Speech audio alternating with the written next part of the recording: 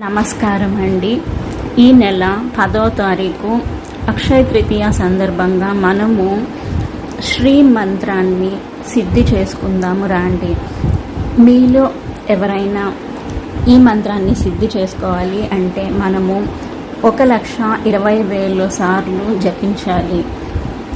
లేదంటే మనము నిత్యము మనస్సులో జపించాలన్నమాట. మనం కూర్చున్నా, తిన్నా, నిద్రపోయినా, నడిచినా ఈ మంత్రాన్ని మానసికంగా జపిస్తూ ఉండాలి. లేదంటే మీరు రోజుకి 108 ఉండే మాల ఉంటుంది కదా, ఆ మాలతో మీరు 21 సార్లు, 51 సార్లు, 108 సార్లు అలా జపించాలన్నమాట. మీకు అది చేత కాకపోతే అక్షయ తృతీయ రోజు 1 గంట, 2 గంటలు, 3 గంటలు వరుసగా మనసులో జపించండి.